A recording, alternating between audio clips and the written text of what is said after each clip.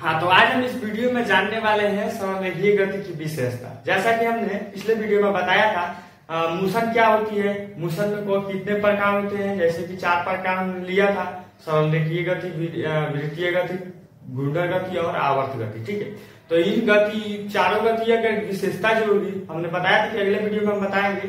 तो चलिए शुरू करते हैं। सबसे पहले हम जानेंगे सरलरेखीय गति किसे कहते हैं, सरलरेखीय गति क्या होती है। ठीक है, तो हम जान लें कि सरलरेखीय गति का मतलब होता है कि ऐसा कोई ऑब्जेक्ट किसी एक सीधे रास्ते पर मोशन कर रहा है तो वह उसके द्वारा मोशन की गई, मतलब गति की गई, उस गति को हम क्या कहेंगे, सरलरेखीय गति। जैसे कि हम बात कर लें कि ट्रेन की सीधी पटरी पर, ट्रेन के सीधे रास्ते यानी सीधे पटरी पर ट्रेन चल रही है, तो वहां पर सीधा रास्ता यानी सीधे पटरी पर चल रही है तो क्या कर रही है, सीधे रास्ते पर मोशन कर रही है, सीधे एक रेखा में, एक सीधे सरल रेखा, सीधी रेखा में मोशन कर रही है। ठीक है, जैसे कि हम बात कर ले एक और उदाहरण की, तो उदाहरण पे जैसे कि अर्थ पे, हमारे पिंड अर्थ के सरफेस यानी पटरी पर, धरती पे आंतरिक से क्या करता है, पिंड गिरता है, स्टोन गिरता है, तो उस स्टोन द्वारा तय की गई दूरी को, उस स्टोन की मोशन को, गति को हम कहेंगे सरलरेखीय गति। ठीक है, क्योंकि हम जानते हैं कि मान के चलिए क्या है, अर्थ है। ठीक है, मान के चलिए ऊपर से क्या कर रहा है, एक तो स्टोन गिर रहा है, एक तो पिंड गिर रहा है। पिंड गिर रहा है तो सीधे ना गिरेगा, तो इस पिंड को हम सरलरेखीय ना गति कहेंगे। यहां से यहां तक उसको जाएंगे, आएगा। क्लियर है ना, आगे हम और ये इसकी डेफिनेशन से समझेंगे। ठीक है भैया, तो चलिए शुरू करते हैं।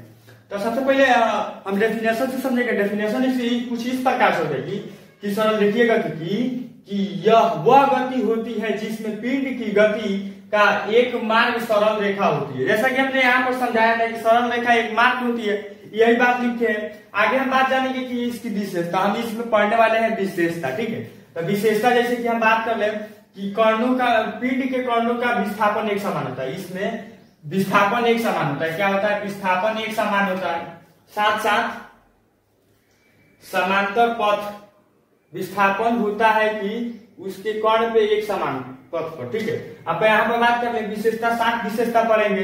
पहला विशेषता कुछ इस प्रकार समझेंगे, इसमें पिंड के कर्णों का विस्थापन एक समान होता है, ये हो गया। दूसरा हम बात करेंगे, इसके पिंड एक स्थान से दूसरे स्थान को इस प्रकार विस्थापित करता है कि उसके कर्ण समांतर पथ पर चलते हैं। आगे हम बात करेंगे समान दिशा होती है, इसकी विशेषता जो होगी समान दिशा होगी। आगे हम बात करेंगे, इसको डिटेल में भी समझेंगे। ठीक है, तो पहले और बात कर ले, समान वेग हो जाएगी, न्यूनतम दूरी हो जाएगी, नियमित गति हो जाएगी और हमारा दिशा में कोई परिवर्तन, यही सब क्या है इसकी विशेषता है। इसको और डिटेल से समझते, जैसे कि समान दिशा हमने बोला, समान दिशा है। समान दिशा का मतलब होता है कि वस्तु हमेशा एक ही दिशा में गति करता है, बिना घूमे, बिना मुड़े, बिना किसी दूसरे डायरेक्शन में मुड़े। ठीक है, जैसे कि हम बात कर ले अगला गति का विशेषता की, तो अगला विशेषता समान वेग है। समान वेग का अर्थ होता है यदि कोई वस्तु समान वेग से गति करता है तो वह हर समय एक ही गति से चलता है।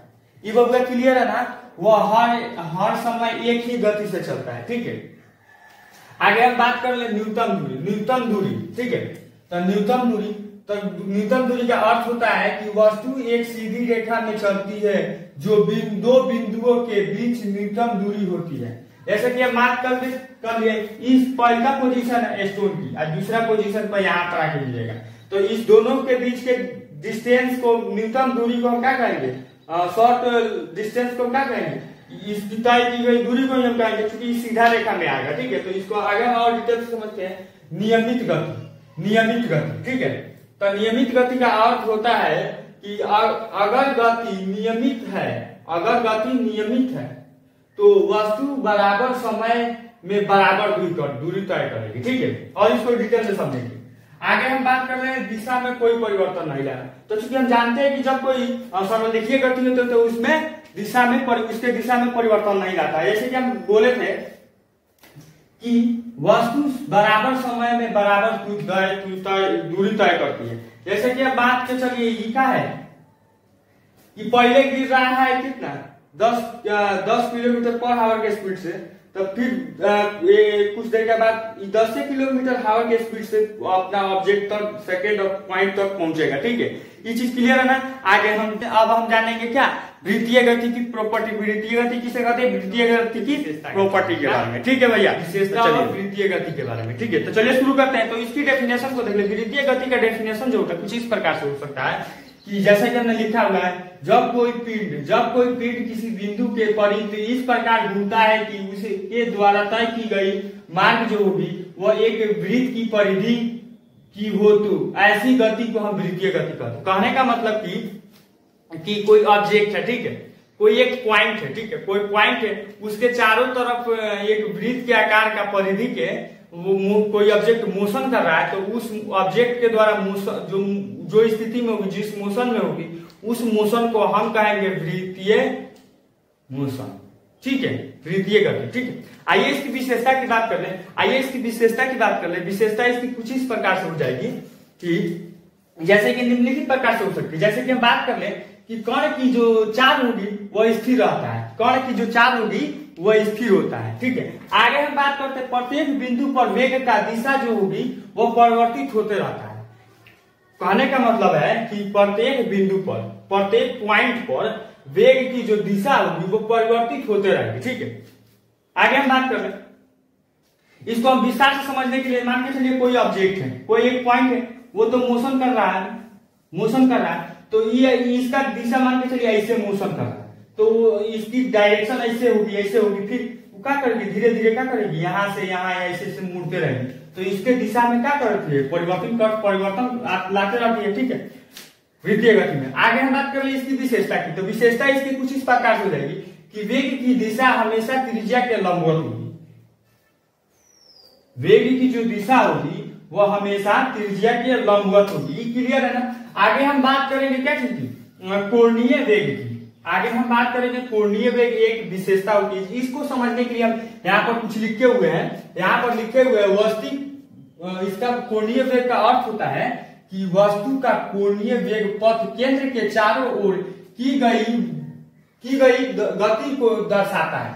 क्या चीज को दर्शाता है? गति को दर्शाता है। चारों ओर, केंद्र के चारों ओर की गई गति को दर्शाता है। यह समय के साथ पथ में कोणीय विस्थापन का मापता है। ठीक है, आगे हम बात कर ले, ये समझ में आ गया। आगे हम बात कर ले तत्ववेग। तत्ववेग का अर्थ होता है कि वस्तु का तत्ववेग पथ के किसी भी बिंदु पर उस बिंदु पर स्पर्श करने वाली रेखा की दिशा होती है। ठीक है, आगे हम बात करेंगे आवर्तकाल। आवर्तकाल का अर्थ होता है, आवर्तकाल भी एक क्या है, विशेषता है। आवर्तकाल भी एक विशेषता है। ठीक है, आवर्तकाल भी एक विशेषता है। इसका अर्थ, आवर्तकाल का मतलब होता है कि कोई ऑब्जेक्ट है, ठीक है, आवर्तकाल का मतलब होता है कि कोई ऑब्जेक्ट है, जैसे कि वृत्तीय गति में एक चक्कर पूरा करने में लिया गया समय को ही आवर्तकाल कहेंगे।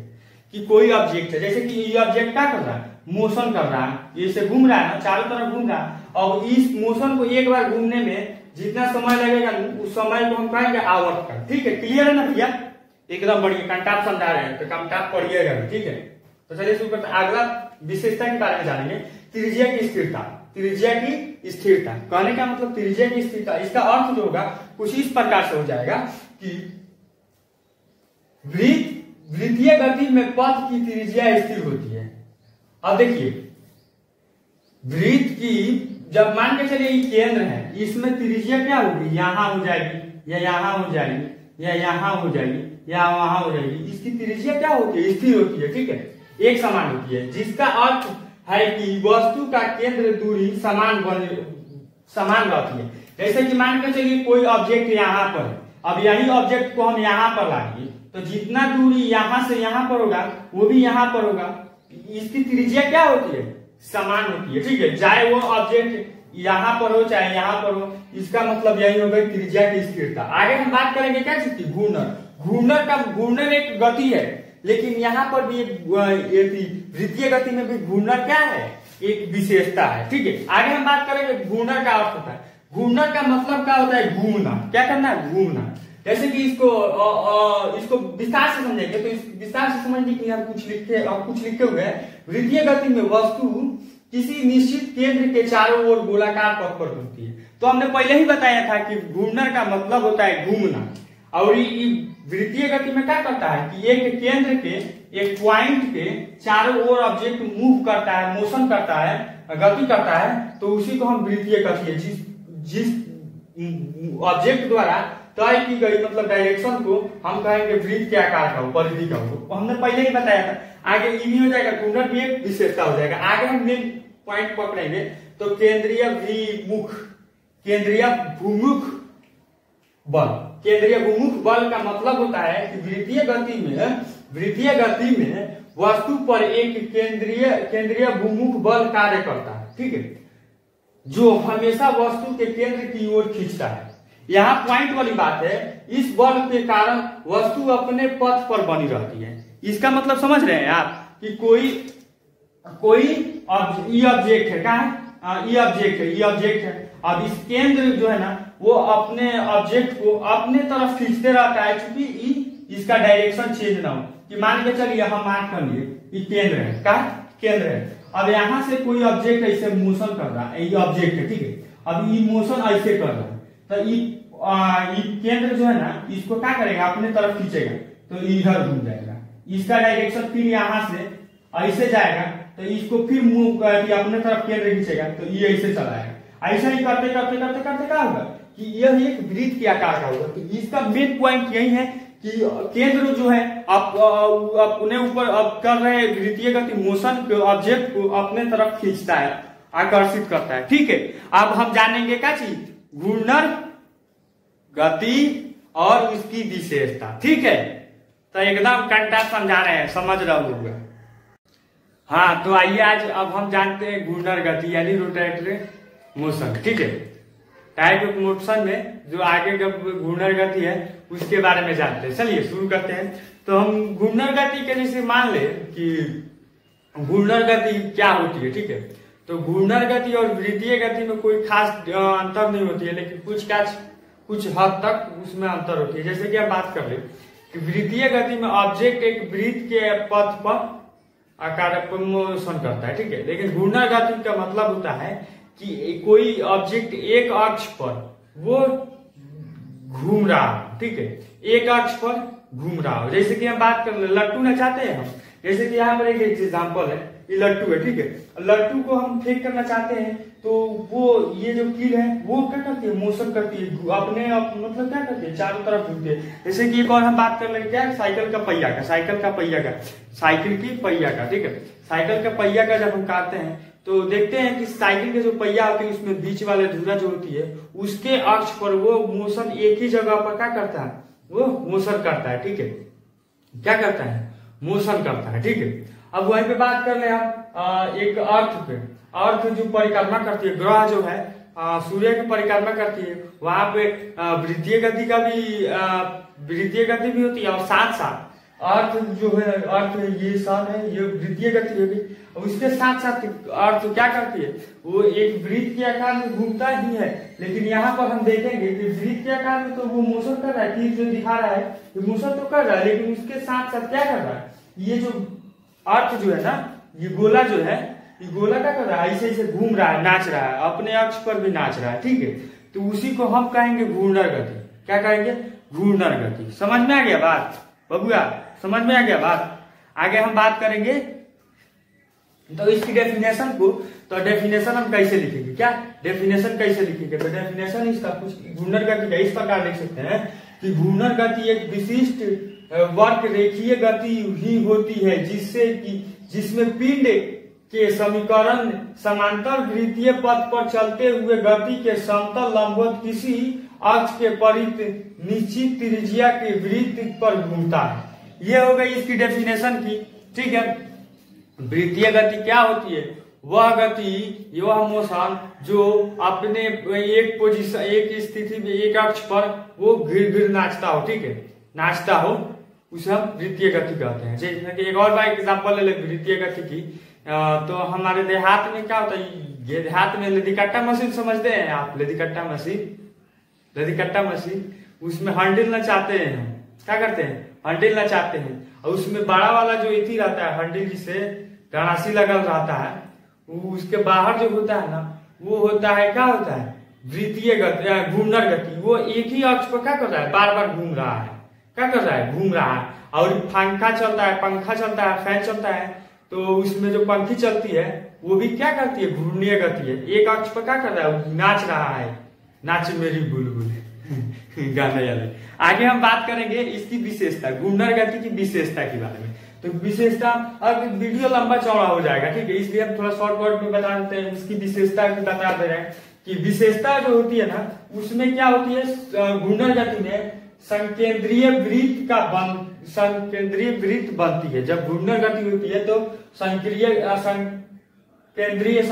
वृत्त क्या होती है, उत्पन्न होती है, ठीक है। उसके साथ साथ घूर्णन अक्ष भी होती है, उसमें कोणीय वेग भी होती है, कोणीय विस्थापन भी होती है, कोणीय त्वरण होती है, रेखीय वेग होती है, जटिल आघूर्ण होता है, और सबसे इंपोर्टेंट जो होता है ऊर्जा का संरक्षण होता है, ठीक है, ऊर्जा का संरक्षण होता है।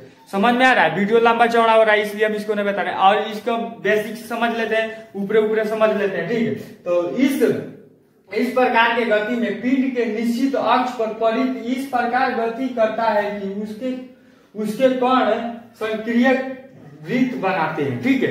ये बात हो गई। आगे हम बात करेंगे, प्रत्येक कण रेखीय वेग भिन्न तथा कर्णीय वेग एक समान होते हैं, यानी रेखीय वेग और कोणीय वेग एक समान होते हैं, ठीक है। और आगे हम बात जानेंगे कि कर्ण घूर्ण अक्ष के जितना दूर होगा, कर्ण जो होगा ना घूर्ण अक्ष के मतलब जो कर्ण होगा, मतलब ऑब्जेक्ट होगा, कर्ण जो होगा घूर्णन अक्ष के जितना दूर रहेगा उसका रेखीय वेग भी उससे उतना ही अधिक बनेगा, ठीक है। आगे बात समझ में, ये हमारा बात हो गया। हम घूर्णन गति को एक बार और समझ ले कि कहे का मतलब होगा कि अच्छा से समझ लीजिए। घूर्णन गति जो होता है ना, उसमें घूर्णन गति और वृत्तीय गति दोनों अलग होते हैं। वृत्तीय गति में होता क्या है कि कोई ऑब्जेक्ट मोशन करता है, उस जो डायरेक्शन में मोशन करता है उस डायरेक्शन में अगर मान के चलिए क्या है, क्या है, एक मार्कर। यहां पर समझिए, ध्यान से बात समझिए। वृत्तीय गति क्या करता है कि वो ऐसा मोशन करता है कि जिसका डायरेक्शन वृत्त के आकार का हो, उसे हम वृत्तीय गति कहते हैं, ठीक है। और घूर्णन गति का मतलब होता है बबुआ, यहाँ पर बात समझो, वृत्तीय गति का मतलब क्या होता है कि मोशन कर रहा है जिससे वृत्त का मतलब वृत्त के दिशा, वृत्त के आकार, वृत्त एक मोशन कर रहा है तो एक वृत्त उसका डायरेक्शन यानी दिशा जो होगी वह वृत्त के आकार का होगा, ठीक है। अब हम बात कर ले घूर्णन गति एक अक्ष पर स्थिर होकर या फिर यही पर अक्ष पर, यहाँ पर क्या कर रहा है, मोशन ऐसे कैसे कर रहा है, ऐसे घूम रहा है, ऐसे घूम रहा है, तो कौन गति होगा, वृत्तीय घूर्णन गति होगा, घूर्णन गति एक अक्ष पर क्या कर रहा है, घूम रहा है, नाच रहा है, ठीक है। जैसे कि ऐसे उंगली पकड़ के नहीं नचाते हैं गोल गोल, उसे कहेंगे घूर्णन गति, ठीक है।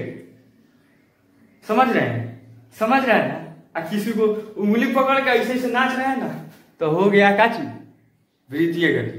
वृत्त के डायरेक्शन अगर वृत्त के आकार का होता है वृत्तीय गति, और एक स्थिर पर रहकर खाली अपने आप ऑब्जेक्ट को नचाए तो वो होगा हमारा घूर्णन गति, ठीक है। क्लियर है ना, ठीक है। अब हम जानेंगे क्या, अब हम जानेंगे आवर्त गति। क्या, आवर्त गति। अब हम जानेंगे आवर्त गति। मजा आ रहा है ना, लंबा चौड़ा वीडियो बने, क्योंकि ये सब जो विशेषता होगी ना इसकी अलग एक हम वीडियो और बना देंगे, ठीक है, उसको समझ लीजिएगा।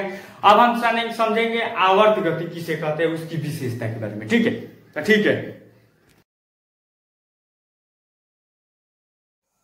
हाँ, तो अब हम जानेंगे आवर्त गति। क्या, आवर्त गति और उसकी विशेषता। चलिए शुरू करते हैं। लंबा चौड़ा वीडियो भी बन रहा है तो इसलिए हम जल्दी शुरू करते हैं, ठीक है, बिना टाइम गवाए। तो सबसे पहले हम आवर्त गति का मतलब क्या होता है कि दोलन गति। क्या कह सकते हैं, दोलन गति।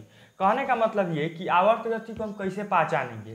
तो मान के चलिए एक सिलाई मशीन देखें, सिलाई मशीन में जो सुई क्या करती है, इधर अप डाउन करती है ना, तो वहां पे आवर्त गति है। यह क्या, कौन सी गति है, वो सुई जो करती है आवर्त गति करती है, ठीक है।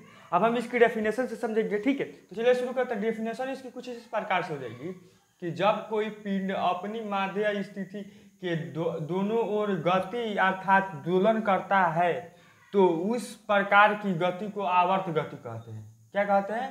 आवर्त गति कहते हैं। ठीक है, ये तो हमें समझ में आ गई कि जहाँ पे क्या हुई, मान के चलिए एक बिंदु पर क्या करेंगे, एक मिनट हम आपको बोर्ड पे समझा रहे हैं एग्जाम्पल से।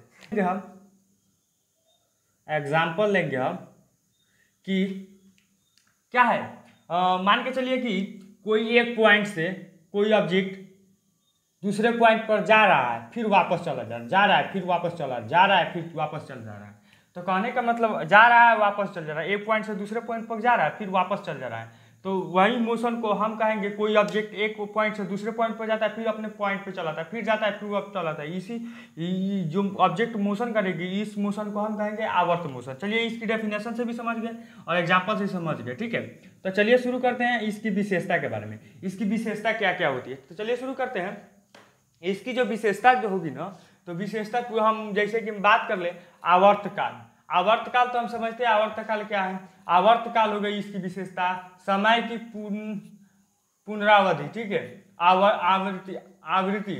और हम बात कर ले सरल आवर्त गति, शुद्ध ऊर्जा, डैम्पर्ड गति। आगे हम बात करें प्रतिक्रिया की दिशा, आगे समानता और पुनरावर्ती। ये सब क्या है, इसकी विशेषता है। और इस आवर्त गति में हम और कुछ टॉपिक पढ़ेंगे, उसके बारे में और जान लें। तो यह आवर्ती होती है, आवर्त गति यह आवर्ती होती है, अर्थात एक निश्चित समय के पश्चात बार बार पुनः अवस्था में गुजरती है। कहने का मतलब कि एक पॉइंट से दूसरे पॉइंट पर जा रही है फिर वापस जा रही है, यार ऐसे कर रही है मोशन को हम कहेंगे क्या, आवर्त गति। ठीक है, आगे और एक बात जान लें कि इस गति में वस्तु अपनी माध्यमान स्थिति के दोनों ओर एक सरल रेखा में गति करती है। तो जानते हैं हम कि एक पॉइंट से दूसरे पॉइंट पे जा रही है तो सरल न करेगी, मतलब सीधे रेखा पर रास्ता पर जाएगी। तो यहाँ पर वो क्या समझिए। ठीक है, आगे हम जानते हैं लंबा चौड़ा वीडियो हो गया है, बोर हो गए होंगे आप। तो ठीक है, तो हम शुरू करते हैं। इसकी जैसे कि हम बात किए थे आवर्तकाल। आवर्तकाल का जो होता है ना, उसका अर्थ क्या होता है, ये आवर्ती गति के एक प्रमुख विशेषता इसका आवर्तकाल है। ठीक है, आगे हम बात करेंगे समय की पुनरावृत्ति। ठीक है, तो आवर्ती गति वह गति है जिसमें वस्तु नियमित अंतराल पर अपने प्रारंभिक स्थिति में लौट जाती है। तो जा रहा है फिर लौट जा रहा है, तो ये बात तो हो गई, ये हो गई समय की पुनरावृत्ति हो जा रही है। ठीक है, आगे हम बात करें आवर्ती की।